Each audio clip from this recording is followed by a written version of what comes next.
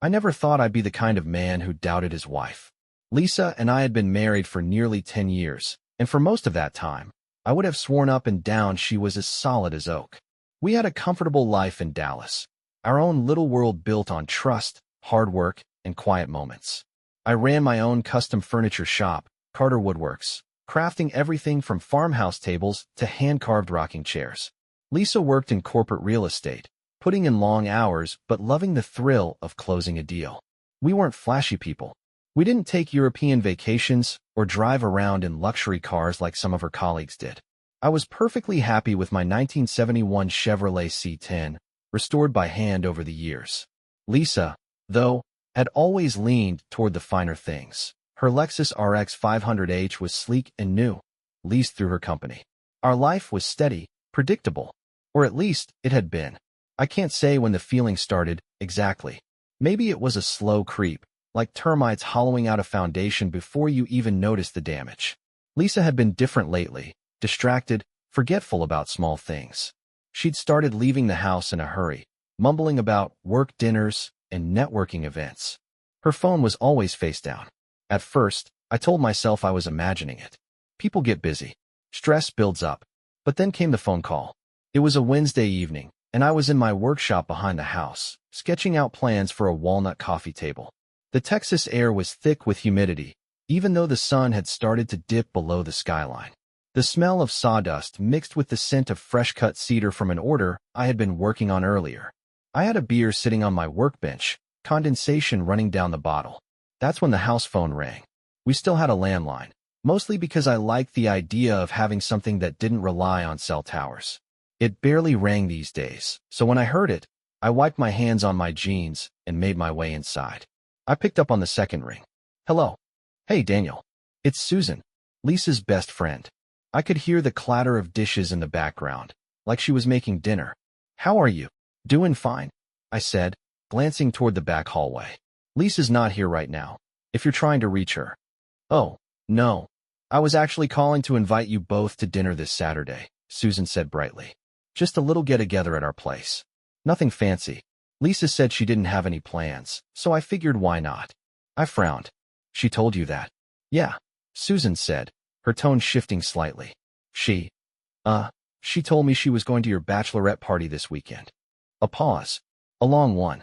The kind that stretches out just enough to make your heart pick up speed. Oh, Susan's voice came back softer. Right. Must have been a mix-up. A mix-up. I forced a chuckle, keeping my voice steady. Yeah, probably. We wrapped up the conversation quickly after that. I told her I'd check in with Lisa, and Susan hesitated before saying, yeah, sure, let me know. I hung up and stood there for a moment, staring at the wall. The first real crack in the lie. I had spent years trusting Lisa without question. I never checked her phone, never asked for details about her work trips, never doubted her when she said she was staying late. But now, my stomach was twisted into a knot I couldn't untangle. That night, Lisa came home around 9:30 p.m., later than usual. She breezed through the door in a navy blue pantsuit, looking sharp and put together, but I could tell something was off. Maybe it was the way she barely made eye contact, or how she set her Louis Vuitton purse down carefully on the kitchen counter, like she was lost in thought. Hey, she said, forcing a smile. Long day. I watched as she slipped off her heels, flexing her toes against the cool tile floor. How was work? I asked, keeping my voice even. She let out a sigh. Exhausting. I had to deal with a client who wouldn't stop changing his damn mind about a commercial property in Uptown. She ran a hand through her hair, tossing it over her shoulder. God, I need a shower. I nodded slowly. Susan called. Her hand froze mid-motion, fingers tangled in her hair. Oh, she said lightly. What about? She invited us to dinner Saturday. I watched her face carefully. The flicker of something, I couldn't tell if it was shock or calculation, passed through her eyes before she covered it up with a laugh. Oh, right, she said, waving a hand. Yeah, I forgot to tell you. I was going to go to her thing, but she told me it got moved. Figured I'd just have a quiet weekend instead. Lie. I knew it in my bones. That night, lying in bed, I stared at the ceiling while Lisa slept beside me. The soft hum of the ceiling fan did nothing to quiet my thoughts. Was I being paranoid? Was this all just some misunderstanding? I wanted to believe that. I really did. But my gut told me otherwise. and I've never been the kind of man to ignore a gut feeling. Lisa had always been careful. Careful with her words, careful with her time, careful with the details of her stories. But she wasn't careful enough. The Wednesday after the phone call with Susan, she told me she'd be going out with the girls after work. Happy hour at some fancy wine bar in Highland Park, then maybe a late dinner downtown. I acted like I didn't care. Like I was the same trusting husband I'd always been. I nodded from my seat at the kitchen table while she reapplied her lipstick in the hallway mirror, adjusting the delicate gold necklace I'd given her for our 8th anniversary. "You don't mind, do you?" she asked, checking her reflection one last time. "Of course not," I said, taking a sip of my beer. She smiled at me through the mirror. "I won't be too late." Lie. I let her leave without a word, listening as the door shut behind her. I waited exactly 10 minutes, giving her enough time to drive a reasonable distance before I grabbed my keys off the counter and headed out to my truck. The 1971 Chevrolet C10 fired up with a low rumble, steady as ever. The truck had been in my family for years. My dad bought it off an old rancher outside Lubbock, and when he passed, it became mine. I had restored it piece by piece, fitting it with a rebuilt 350 small block V8, a rich navy blue paint job, and a leather bench seat I had stitched myself. It wasn't flashy, but it was mine. Lisa always complained that I should trade it in for something newer, something more practical. She preferred her Lexus RX 500h, a sleek silver hybrid SUV that looked right at home in her office parking garage downtown. She liked things polished, clean, new. I liked things honest, well-built, and worth fixing. I pulled out of the driveway and headed south toward downtown Dallas, keeping a few cars behind Lisa. She drove like she always did, calm, confident, never in a hurry. I followed her past Deep Ellum, where the neon lights of bars and music venues flickered in the early evening haze. We passed the American Airlines Center, where the Mavericks were playing that night, the streets lined with fans in blue and silver jerseys. But Lisa wasn't going anywhere near a wine bar. I watched as she switched lanes, turning onto Cedar Springs Road, cutting through the uptown district where business towers gave way to boutique hotels and high-end restaurants. And then she slowed down. I eased off the gas, watching as she pulled into the valet-only entrance of the Hotel Crescent Court, a luxury spot tucked in the heart of Dallas. It was the kind of place where rooms cost more per night than my monthly mortgage had before I sold the house. A place where nobody stayed unless they had a reason. Lisa had a reason. I coasted past the hotel entrance and turned onto a side street, parking across from the guest entrance. From here, I had a perfect view of the valet, the lobby doors, the large windows that lined the front of the hotel. I turned off my headlights and settled in. The first 20 minutes passed without much action.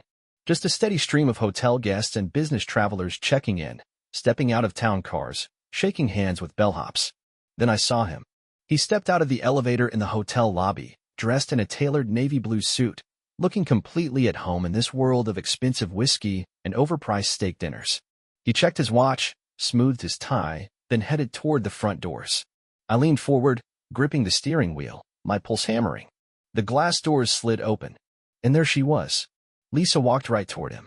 I felt something inside me fracture, a deep crack splintering through my ribs.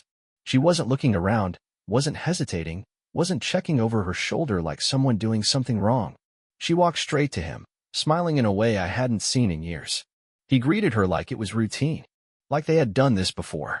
Then, without a moment's pause, he leaned in and kissed her.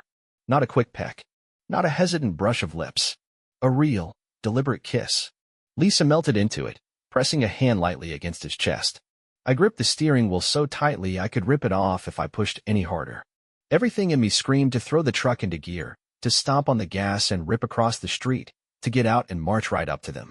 To demand answers, to make a scene, to wipe that smug expression off his face. But I didn't. I sat there, watching, learning, memorizing. Lisa had no idea. She thought she was untouchable, moving through the world without consequence. She didn't know that, at that very moment, everything between us had changed. She didn't know that she had already lost. They went inside together, disappearing into the dim glow of the hotel bar. I didn't follow. I didn't need to. I already had what I came for. Without turning the engine back on, I sat there for a long time, listening to my own breathing. The weight of it settled over me, pressing down on my ribs, making my lungs feel too tight. I wasn't angry. Not in the way I thought I'd be. I was clear about what needed to happen next. clear about how to end this the right way. I drove home in silence, my hands gripping the worn leather of my truck's steering wheel. The streets of Dallas stretched ahead of me, headlights blurring in the humid night air. I didn't blast the radio or call anyone. I just let the truth settle in my chest like a weight I couldn't shake. I needed evidence. Something undeniable. Something that wouldn't just confirm what I already knew, but would bury her in it. The next morning, I sat at the worn oak desk in my workshop, the scent of sawdust thick in the air. I picked up my phone and scrolled through my contacts until I found the name I needed. Wes Callahan, retired Dallas PD. A man with a gut instinct sharper than a hunting knife and the patience of a man who had seen it all. He'd worked some of the biggest cases in the city before he left the force and set up shop as a private investigator. Wes and I had known each other for years. He'd hired me once to build a custom bar top for his home, and we'd stayed friendly since. I knew he was the best, and more importantly, I knew he could keep his mouth shut. I hit call. Carter, he answered after 2 rings, his voice gravelly, like he'd already smoked half a pack of Camels before breakfast. Wes, I said, I need a favor. A pause. Something tells me this isn't about furniture. No, I said. It's about Lisa. Another pause. A longer one. Wes knew Lisa. Knew our life. Knew how much I had trusted her. What do you need? He asked finally. I met him that afternoon at the Rustic, a bar and live music joint just outside of uptown Dallas. It was the kind of place where you could order a cold beer, a basket of smoked brisket nachos, and sit under the string lights while listening to some guy with a guitar sing about Texas summers. Wes was already waiting when I got there, a half-drunk Shinerbach in front of him. He was in his late 50s, still built like a man who had spent years kicking down doors. His silver beard was trimmed short, and the lines on his face were deep, but his eyes were sharp. He looked up as I slid into the seat across from him. You look like hell, he said. I smirked. Appreciate that. He leaned back, studying me. Tell me everything. I did. I told him about the phone call from Susan, about Lisa's excuses, about the way she had waltzed into that hotel like she belonged there. I left out the part where I had wanted to floor the gas and run straight through the front doors, but Wes already knew. When I finished, he exhaled and ran a hand through his beard. All right, he said. Here's how this works. I'll tail her, figure out her schedule. I'll get photos, timestamps, receipts, whatever I can find. Might take a couple of weeks, but when I'm done, you'll have everything you need. I nodded. Wes took a sip of his beer, watching me over the rim. You ready for this, Carter? I didn't answer right away, because the truth was, I wasn't. I didn't want this to be real. I wanted Wes to come back in a week and tell me I was wrong. That Lisa was exactly who I thought she was, that there was some logical explanation for everything. But I knew better. So I looked him in the eye and said, yeah, I'm ready.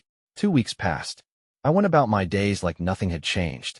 I woke up early, made coffee, went to my workshop, and put my energy into building. I worked on a walnut dining table for a couple in Fort Worth, a custom bookshelf for a law office in Plano. I filled my hours with measurements, sandpaper, and sawdust, but my mind was always elsewhere. Lisa carried on like normal, too. She still kissed me on the cheek before leaving for work, still sent texts during the day, small things, like, hope you're having a good one, or thinking of you. But it was all noise. Because I knew that, somewhere out there, Wes was watching. And he was seeing the truth. On a Monday morning, my phone rang. Wes, meet me at my office, he said. I got what you need. His office was a hole-in-the-wall spot on the 2nd floor of an old brick building near Deep Ellum.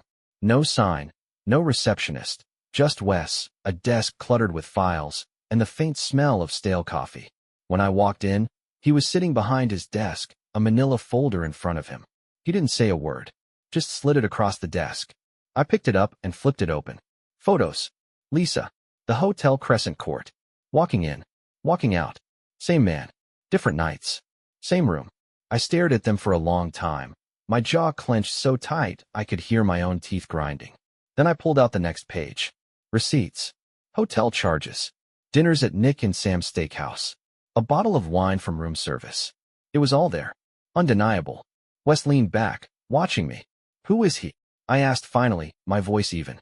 Wes pulled out another sheet of paper. Jason Reed. Real estate developer. Works out of Houston but spends a lot of time in Dallas. Married.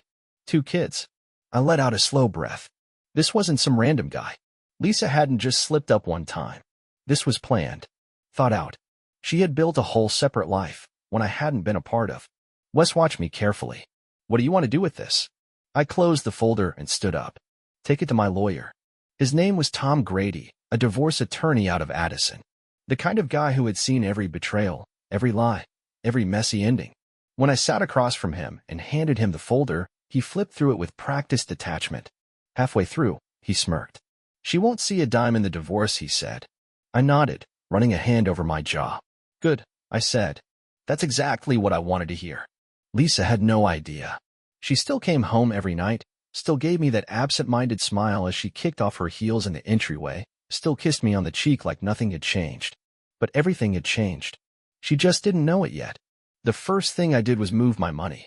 Lisa and I had a joint checking account at Bank of America, something we set up when we first got married. It was where our paychecks went, where we paid our bills from. But over the years, I had also kept a separate personal account, one I had used for my woodworking business. That's where I started shifting the money, a little at a time. I didn't want to set off any alarms by draining the joint account overnight, so I moved it slowly, spreading it across a new private account at a small credit union in Fort Worth. The kind of bank where you still knew the teller by name, where nobody asked too many questions. By the end of the first week, my name was the only one on the account that mattered. Lisa wouldn't notice. She wasn't the type to check balances, she just spent, assuming the money would always be there. But soon, it wouldn't be. The second step was the house. I had bought our 3-bedroom house in North Dallas before we got married. Back then, it had been a modest fixer-upper, something I had poured my sweat into, replacing floors, redoing cabinets, making it ours. When Lisa moved in, she wanted changes. Expensive ones. New appliances, marble countertops, high-end furniture. I went along with it, thinking we were building something permanent. But now, that house wasn't ours anymore. It was just a building, and I wasn't about to let her keep it. I still held the title in my name alone, something Lisa had never pushed to change. She probably thought it was romantic back then, the idea that she had married into a home that was already waiting for her. Now, it was about to become someone else's home. I called my real estate buddy, Mike Denton, a guy I'd known since high school who now ran a small brokerage in Plano. How fast can you sell my house? I asked. Mike chuckled. Depends. How badly do you want out? Yesterday, I said. He whistled. I can get a cash buyer. Might be under market value, but it'll be quick. That's fine. Within a week, I had a buyer. A young couple from Austin, moving up to Dallas for a new job. They loved the kitchen, the backyard, the modern rustic style Lisa had insisted on. They saw a future here. I saw a past I was ready to walk away from. We signed the paperwork at a title office in Richardson. By the time Lisa's girls' trip rolled around, the sale was finalized. She didn't know it yet, but she had exactly 1 week to vacate. The last step was Nashville. I needed a clean break, not just from Lisa, but from everything. Dallas had been my home for years. It was where I built my business, where I thought I had built a life. But now, every street, every restaurant, every damn road sign felt like a reminder of what she had done. I had to go.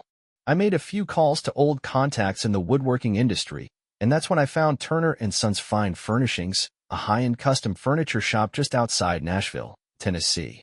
They specialized in handcrafted pieces, solid oak dining tables, walnut bookshelves, intricate carved headboards. The kind of work I loved. The kind of work I was damn good at. Their owner, Jim Turner, was an older guy getting ready to retire. He needed someone to take over the business, someone who knew the trade and had a steady hand. We talked on the phone for over an hour. By the end of it, he said, if you can get here by the end of the month, the job's yours. I didn't hesitate. I'll be there, I said. The night before Lisa left for her trip, I packed. Not in a rush, not in anger. Just quiet, methodical, like I was finishing a project that had taken far too long. I didn't take much, just my clothes, tools, a few personal things. I left everything else. Lisa's designer bags. Her collection of expensive shoes. The bottles of wine she stocked in the kitchen. The framed wedding photos still hanging in the hallway. I didn't touch any of it. This wasn't some dramatic movie moment where I set fire to our memories or trashed the house in a fit of rage. I just left it all behind, like it had never mattered in the first place. Because, in the end, it didn't. Lisa left for New Orleans on a Friday morning, rolling her navy blue suitcase down the hallway like she was setting off on some grand adventure. She had booked the trip weeks ago, some kind of girls' getaway, An excuse to drink expensive cocktails on Bourbon Street and pretend she was still in her 20s. She barely glanced at me as she kissed my cheek. "I'll call you when I land," she said, grabbing her Lexus keys off the counter. I nodded, leaning against the kitchen island, coffee mug in hand. "Have fun." She hesitated, maybe expecting me to ask questions. "Where are you staying? Who's all going? When will you be back?" But I didn't give her that satisfaction. I just took a sip of my coffee and watched as she walked out the door, leaving behind the life she thought was waiting for her when she got back. I waited until I heard her Lexus pull out of the driveway, then set my mug down and wiped my hands on a dish towel. It was time. Everything had been planned down to the last detail, and I had no reason to hurry. I had already closed the accounts, finalized the house sale, secured my new job in Nashville. Now all I had to do was leave. I walked through the house one last time, taking in the details. The framed wedding photos still hung in the hallway, Lisa in her white dress, me in my suit, standing in front of a chapel just outside Fort Worth. I barely recognized that version of us anymore. The kitchen still smelled like vanilla and coffee, the way it always did in the mornings. The living room was exactly how Lisa liked it, neat, modern, with expensive throw pillows arranged just so. It was a house built for her comfort, not mine. I went to the master bedroom, where the real work had to be done. The bed was still made from the morning, sheets tucked tight, everything in its place. I walked over to Lisa's dresser and pulled out an envelope from my bag, setting it down neatly next to her jewelry box. Inside, divorce papers. Everything already signed, ready to be filed. A full report from Wes. Photos, receipts, every bit of proof she could never explain away.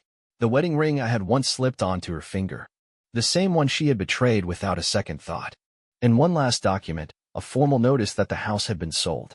The last thing I did before walking out that door for the last time was leave her a note. I placed it neatly on the dresser, next to her favorite perfume bottle. I didn't write a long letter. I didn't spill my anger onto the page. I just left 2 words. She would come back expecting her life to be intact, expecting me to be waiting for her like always. Instead, she would find an empty house and a future she could no longer control. This wasn't something I had done alone. Tom Grady, my lawyer, had handled it all with surgical precision.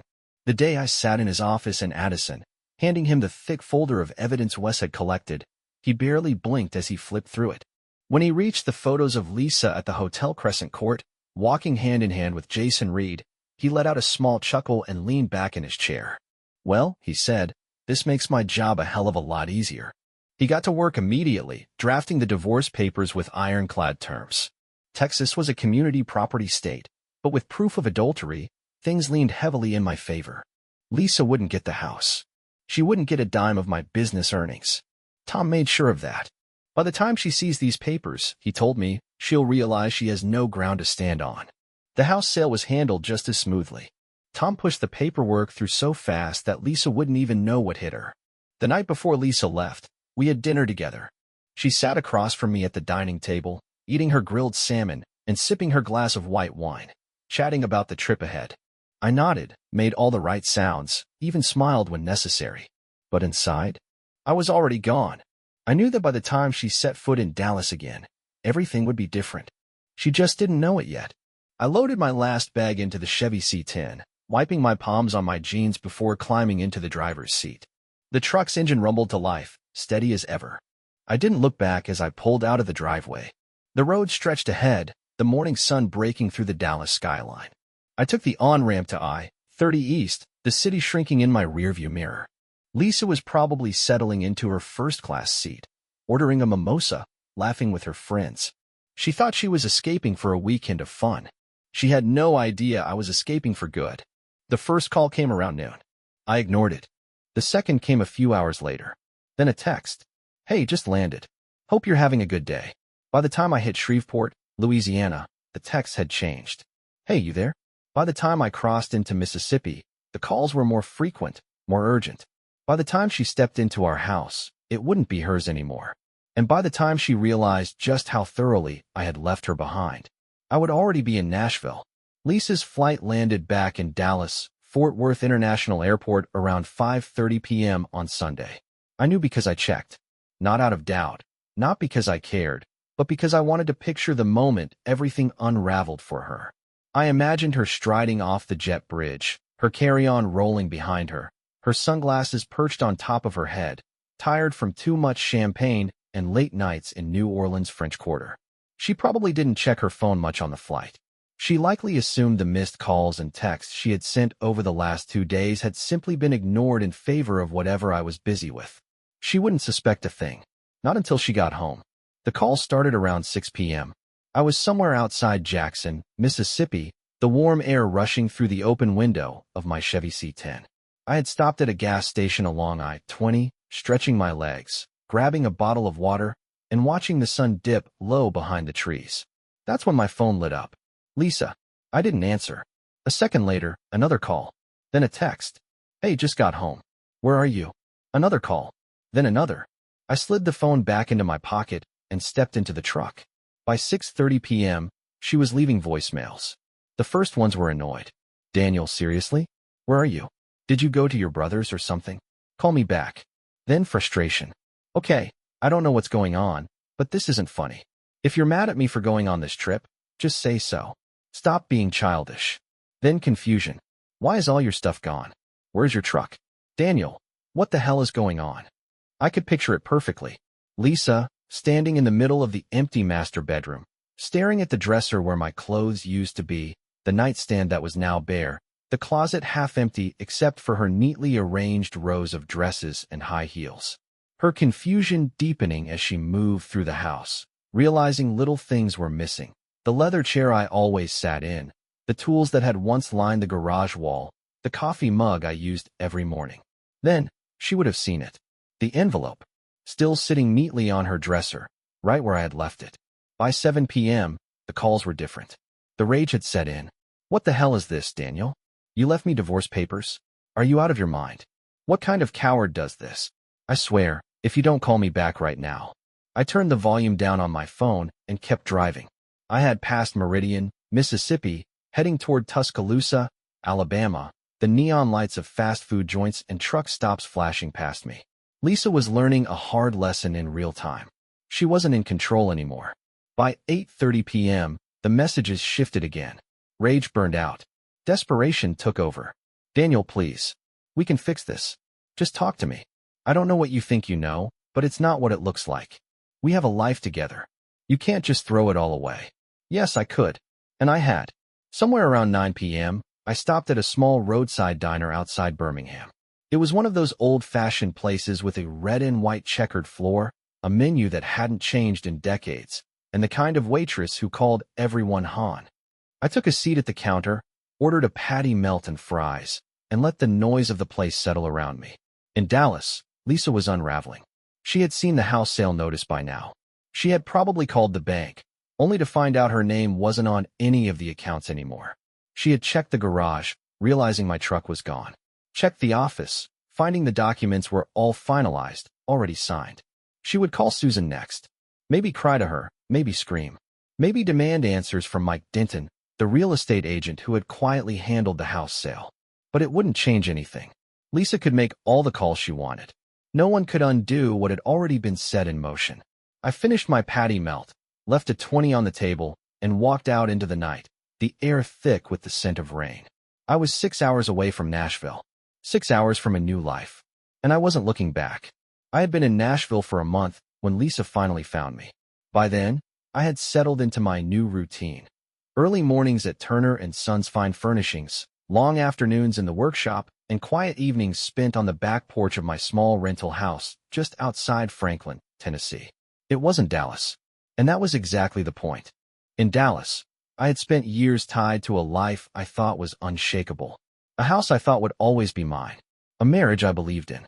But Nashville was a fresh start, and for the first time in a long time, I felt good. So when Lisa showed up, she didn't find me miserable or alone. She found me thriving. That Saturday, I was leading a woodworking seminar at Turner & Sons, a well-known shop just outside downtown Nashville. Jim Turner, the owner, had asked me to teach a class on hand-carved furniture details, a specialty of mine. The workshop was packed. 15 or 20 people gathered around as I demonstrated how to shape walnut and oak into intricate designs. The scent of fresh sawdust filled the air, and the hum of power tools in the background felt like home. But before the seminar, before I even set foot in the shop that morning, Lisa had already seen me. She had found my location, probably through social media, a Google search, or a desperate call to an old friend who still had loose ties to me. And when she got there, she didn't just find me. She found Charlie. Charlie Hayes had been one of the first people I met in Nashville. She ran a small antique restoration shop next door to Turner & Sons, specializing in old furniture repairs, vintage restorations, and custom refinishing. She was smart, sharp, and didn't take nonsense from anyone. She wasn't flashy like Lisa. She didn't walk into a room expecting attention. She carried herself with quiet confidence, the kind that came from knowing exactly who she was. I liked that about her. We had become friends almost immediately, bonding over wood grain patterns, old tools, and the kind of craftsmanship that most people didn't appreciate anymore. So when Lisa arrived in Nashville, expecting to find me broken and alone, she was in for a shock. Because the first thing she saw was me standing outside the shop, laughing with Charlie. It was a small moment, but it was enough to stop Lisa cold. I had just stepped outside the shop, brushing sawdust off my jeans, when Charlie reached over and dusted off my shirt sleeve. It was a casual thing, something a friend would do without thinking. But to Lisa, it was something else entirely. I didn't see her at first. I had no idea she was standing across the street, staring. Charlie smiled at me, shaking her head. "You're a mess, Carter." I chuckled, running a hand through my hair. Yeah, that's part of the charm." She rolled her eyes but grinned, then turned toward the door. As she stepped inside, I followed, briefly resting my hand on the small of her back as I walked past. A simple gesture. Nothing intimate. Nothing grand. But for Lisa, it was enough to break her. Because in that single moment, she realized the truth. I wasn't waiting for her. I wasn't sitting in some dark apartment, drowning in regret. I had moved on. And that's when she stormed into my seminar. The moment she walked through the door, I knew. I felt it before I even saw her. The air in the room shifted. Students stopped what they were doing. Conversations died mid-sentence. The hum of the workshop suddenly seemed too loud. I turned, and there she was. Lisa, standing in the doorway of the woodshop, dressed in a fitted blazer, a too-perfect outfit for a woman who had just driven 8 hours from Dallas, her face tight with anger and something else. Desperation. I set down my chisel, dusted off my hands, and met her gaze. For a moment, neither of us spoke. She had expected something different. She had expected a broken man. A man who would be shocked to see her, who would demand answers, who would still feel the pull of their shared history. Instead, she saw me. Steady, calm, completely unaffected. And that shattered whatever plan she had in her head. Her hands trembled slightly as she stepped forward, past the rows of students, past the half-finished projects and workbenches. "Daniel," she said, her voice just loud enough to be heard over the buzz of conversation. I crossed my arms. "Lisa," she swallowed. She hadn't thought this far ahead. She had come here expecting a different reaction, maybe anger, maybe heartbreak, maybe even relief. But she hadn't expected me to look at her like a stranger. I could see it in her eyes. She had no idea what to say next. For the first time in her life, Lisa was completely out of control. Charlie, who had been standing near the back of the shop, took a step forward. She glanced at me, then at Lisa, then back at me. "Need a minute?" she asked, voice even. I nodded. "Yeah, I'll be back in a bit." She gave Lisa one last look, then turned and walked toward the back, disappearing into the storage area. Lisa followed her with her eyes, lips pressing into a tight line. When she turned back to me, there was fire behind her gaze. I sighed, already tired. "What do you want, Lisa?" She hesitated, shifting on her heels. Then she said it. "I made a mistake." I let out a slow breath, my hands resting on the edge of the workbench. There it was, the last-ditch effort, the final plea. She had come all this way, thinking that if she could just talk to me, if she could just explain herself, everything could be undone. But what Lisa didn't realize was, there was nothing left to undo. That part of my life, it was already gone. Standing, arms crossed, her nails tapping against her forearm, eyes locked on me with a look that could burn through steel. She wasn't just upset. She was furious. I let out a slow breath, already done with this conversation before it even started. "Who is she?" Lisa hissed. I didn't pretend to misunderstand. I followed her glare toward Charlie, who was at the back of the shop, cleaning up her workspace. I turned back to Lisa, meeting her gaze head-on. My future, I said, voice calm. Lisa's nostrils flared. The woman who had lied to me, who had walked into a hotel with another man without a second thought, who had spent the last month leaving voicemails filled with rage and desperation. She was standing in front of me now, expecting me to explain myself. The irony of it almost made me laugh. She took a step closer, lowering her voice. So that's it, she snapped. You just run off to another state, start a new life, and replace me? I let out a humorless chuckle. You replaced me first, Lisa. Her jaw clenched. She knew she couldn't argue that. Instead, she changed tactics. Her voice softened, turning pleading, her expression shifting just enough to remind me of the woman I used to love. Daniel, she murmured, you know this isn't right. We had a life together. A real one. I exhaled, running a hand through my hair. We had something, Lisa. But whatever it was, you ended it. She blinked, thrown off by my steady tone. I could see her scrambling, searching for anything that would bring me back to her side. Then, she dropped her final card. I'm pregnant. The words landed like a hammer in the quiet shop. I didn't even blink. Because I had been expecting this. Lisa had never been the type to let things slip away without a fight. And now, with nothing left to stand on, no house, no financial leverage, no control over me, she had turned to the one thing she thought would force me back into her life. I studied her carefully. Her lips were slightly parted, waiting for my reaction. She expected shock. She expected hesitation. She expected me to doubt everything I had built since leaving her. Instead, I kept my voice even. Then we'll need a paternity test. Lisa's expression cracked. Just for a second. Just long enough for me to see the truth flash across her face. The panic. The realization that I wasn't blindly believing her. That her carefully laid trap had already failed. She recovered quickly, shaking her head, forcing a scoff. Are you serious? She demanded. You think I'd lie about something like this? I didn't answer. I didn't need to. Her defensiveness was the answer. Lisa had always been a good liar, smooth, confident, knowing exactly what to say to make people believe her. But this wasn't just some excuse about working late. This was something she couldn't manipulate her way out of. She took a deep breath, changing her approach again. Daniel, she tried again, voice soft, reaching out as if to touch my arm. This baby is yours. We can. I stepped back before she could finish. Get the test, Lisa. Her hand froze midair, her face twisting into something between rage and desperation. She had thought she could pull me back in. She had thought that if she played this card, I would fall right back under her control. But Lisa never understood something about me. I don't play games I know I can't win. And this was a game she had already lost. 3 weeks later, the test results came in. By then, I had nearly forgotten about it. Life in Nashville had settled into a comfortable rhythm. My days were spent at Turner & Sons Fine Furnishings, my hands shaping oak and walnut into something that would last generations. My nights were quiet, spent on the back porch of my rental house, listening to the cicadas hum in the Tennessee heat. Lisa's desperation had faded into the background. Until that morning, I stepped into the post office in Franklin, Tennessee, the bell above the door jingling as I approached the counter. The envelope was waiting for me in my P.O. box, just like I knew it would be. I didn't open it right away. I walked out into the warm fall air, the leaves just starting to turn along Main Street, and leaned against my truck. The same 1971 Chevy C10 that had carried me out of Dallas and into a new life. I ran my thumb over the edge of the envelope, then tore it open. Inside, a single sheet of paper. Paternity exclusion. The baby wasn't mine.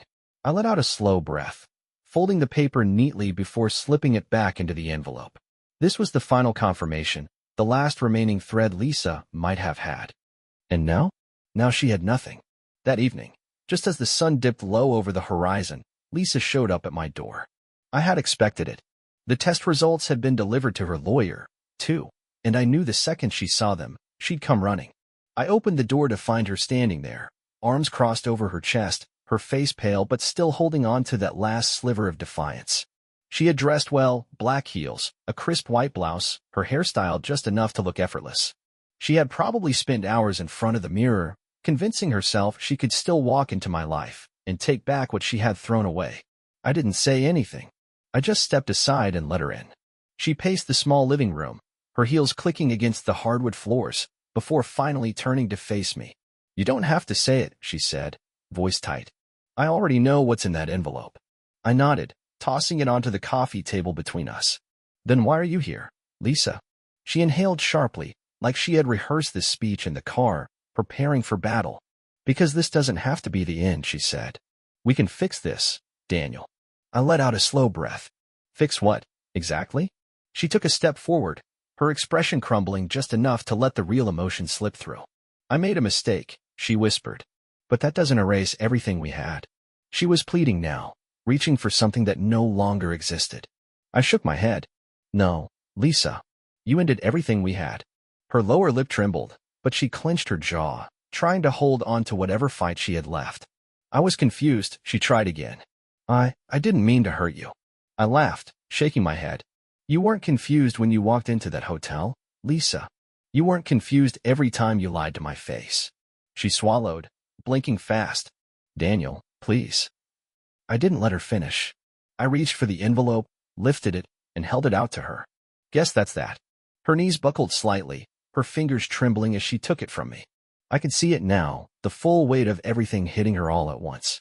She had lost her husband, her home, her financial stability, and even the illusion that she had control. She had nothing left. Her eyes welled up. She opened her mouth, but no more words came. She just stood there, gripping the envelope, realizing she had made the biggest mistake of her life. I walked to the door and pulled it open. You should go, I said. She hesitated for a long moment, looking at me like she was seeing me for the first time. And for the first time, I didn't feel anything for her. No anger, no sadness, no regret, just nothing. Tears streamed down her face as she stepped outside. She lingered there, staring at the street like she couldn't quite process where to go next. Then, finally, she walked away. I closed the door and leaned against it, letting out a slow breath. From the kitchen, I heard a quiet chuckle. I looked up to see Charlie, leaning against the counter, a mug of coffee in her hands, watching the whole thing unfold. She raised an eyebrow. That was something. I exhaled, shaking my head. Yeah. She took a sip of her coffee. You okay? I glanced toward the window, watching as Lisa disappeared down the street, her heels clicking on the pavement, her shoulders slumped in defeat. And for the first time in a long time, I knew my answer. Yeah, I said, finally meaning it. No second chances. Share your thoughts in the comments. Was Lisa's last-ditch effort with the pregnancy predictable, or did it surprise you? If you liked the story, subscribe to the channel and give us a like.